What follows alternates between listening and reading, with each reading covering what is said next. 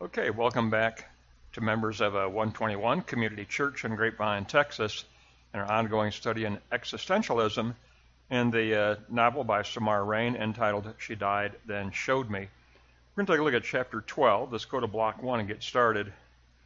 We're going to look at a word about pride in one's heritage. A youthful hope wins the day.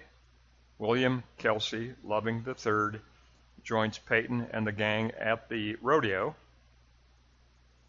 He's a youth of about 15 years old. He challenges Laylee to bow and arrow shooting contest, but he does so in his grandfather's name.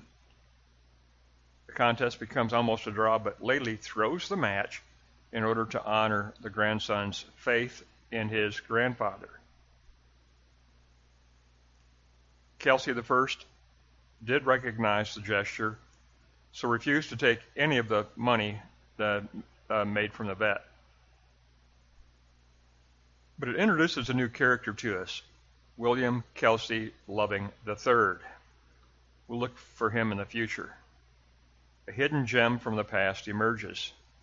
Peyton finds Adler at the rodeo and they talk. Adler confesses to Peyton that they actually met years ago at the rodeo, but that she ignored him. Peyton confesses at that time to being young and self-centered and arrogant. Laylee shows up as Adler is walking away and declares that Adler is a heartthrob. So evidently, Peyton and Adler had met in past years at the rodeo. Let's go on to block 2. The eschatological last start must include care for others. Adler accepts the task of the hunt, but with conditions. Peyton dances with Adler, and in that communal moment, Adler says yes to the hunt, but he has 3 conditions. He must be in charge of the hunt, safety protocols must be enforced, and he must choose his own men. Peyton then invites him to the ranch to discuss the project in detail after church. Next, we learn of Geraint, who calls Peyton with news of a sale. Peyton receives a call from Geraint saying that he has sold one of Peyton's paintings, the one of a cowgirl cradling a lamb and walking toward a cabin. The visible metaphor of the Good Shepherd emerges for the reader, for us to consider, but also Peyton to consider. Now we have been introduced to the metaphor of the Good Shepherd, which of course plays a role in anyone seeking to construct and define a life of faith. Let's go on to block 3. The task of eschatological living, the last start, 5 aspects. Geraint offers to organize a show for Peyton. Peyton balks with a lack of confidence, but Geraint rebukes her.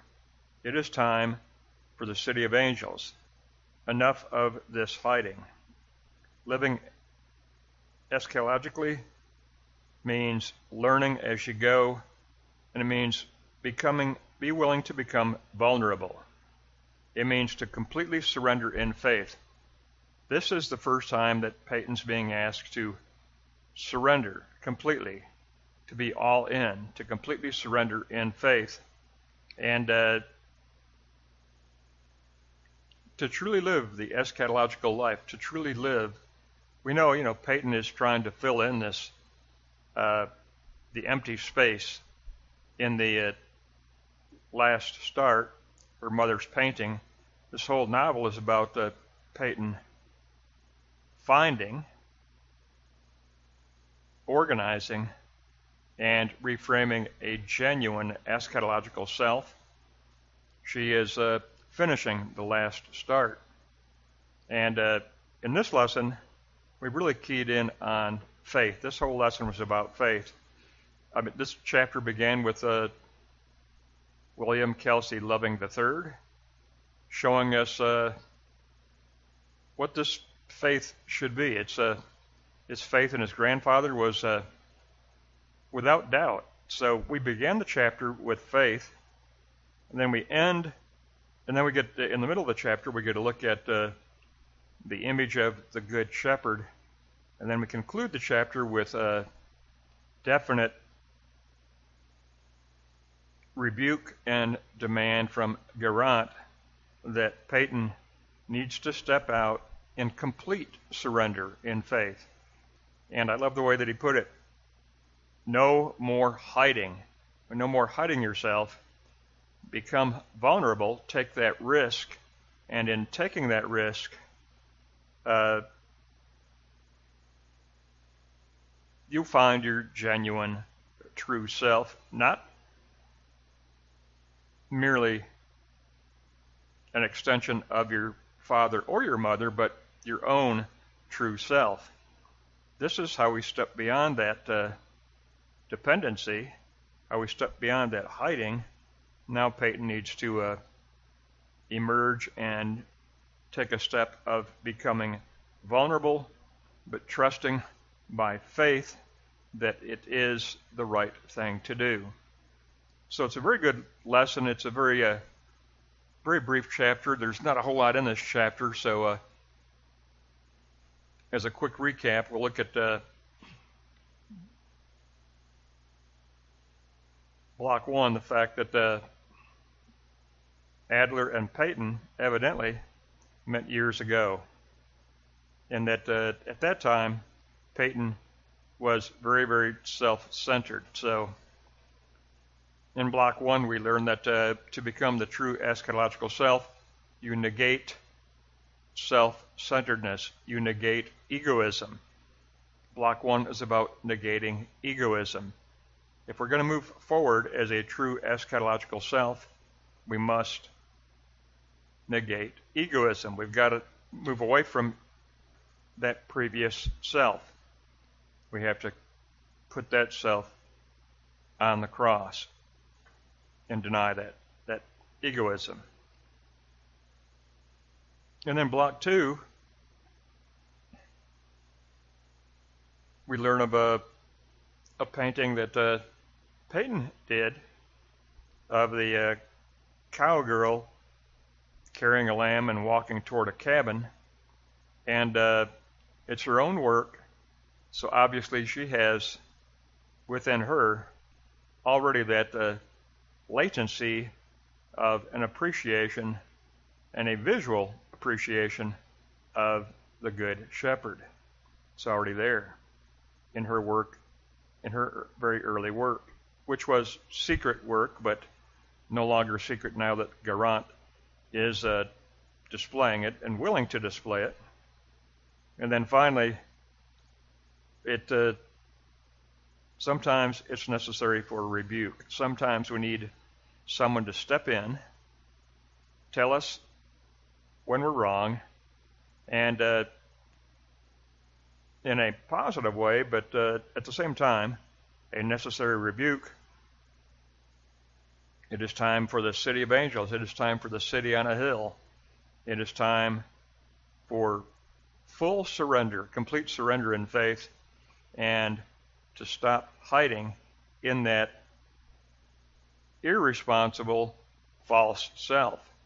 It's time to stop hiding. It's time to emerge into something greater, and it's especially time for not simply a surface decision, but a complete surrender. And that means becoming vulnerable in order to become a true self. So for a very brief chapter, we do get some insight into the unwavering faith of William Kelsey Loving III. We get the necessity of the negation of a self-centered egoism. We get the promise of the Good Shepherd. And we get the rebuke of it's time for the city of angels. It's time for the city on the hill. It's time for faith and surrender, complete faith, complete surrender, and enough of hiding in this false old self. No more hiding in the old Peyton. So it's a very concise, but a very good lesson on faith. A very good lesson on faith. We do have a little bit longer chapter next time. It's chapter 13 is going to be 137 to 153. So 137 to 153 next time. It's a little bit longer chapter next time, but we get some good lessons here. Negate egoism. Trust in the promise of the Good Shepherd, and surrender in complete faith. That wraps up chapter 12, and we'll see you next time.